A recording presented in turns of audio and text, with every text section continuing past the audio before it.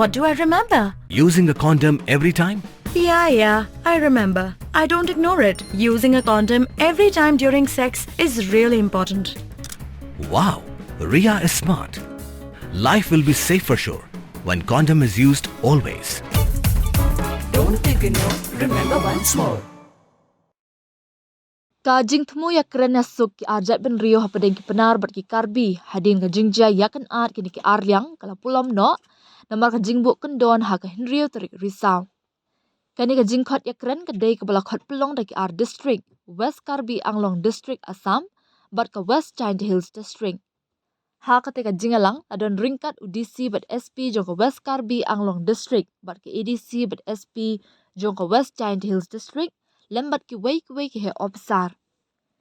Kani ka jingalang ka bala Pulong ha BOP Assam ha khanduli layadon lang kinongalam shnong ka dorbar shnong lapangam kunthop ya wahe shnong ma demon miling do bat sangwat ki dikhat shnong bat kinongalam ka jat bin riu Karbi hapo ka lama jong ka Socheng Amring Border Development Committee SABDC ka bami khmat da u Augustine Hanse bat laiphongot ki wei.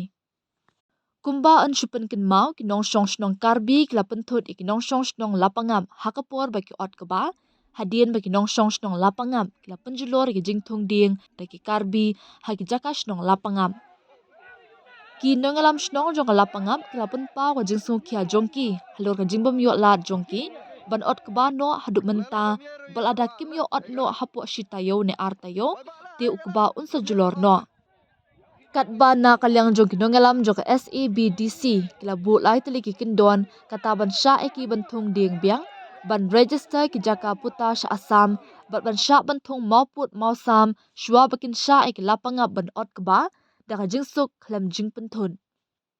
Namar kani ka jingbu kyndon kinongalam ka SABDC ka jingalang kala thap khluin bat kampoi sya hakaba na kalyang kinongalam shnong ka lapanga ru kila kentat mardor yakani. Dude, Priya and Reha both want to meet me today. I just met Shreya yesterday. What should I do? First, go and get yourself tested for HIV. HIV test? You have multiple casual relationships and unsafe sexual practices. So it is important to get tested for HIV. You are scaring me, bro. I'm not trying to scare you. I'm trying to make you aware. Having sex with someone without a condom carries the risk of HIV. Why are you always ignoring this? Do I have to remind you every single time? And yes, you seriously need to change your behavior. Okay, fine. I'm not ignoring it. Sorry, Priya. Sorry, Reha. Today I am giving time to the HIV test, not to you guys. If your habits are like Rahul, HIV test is important for you.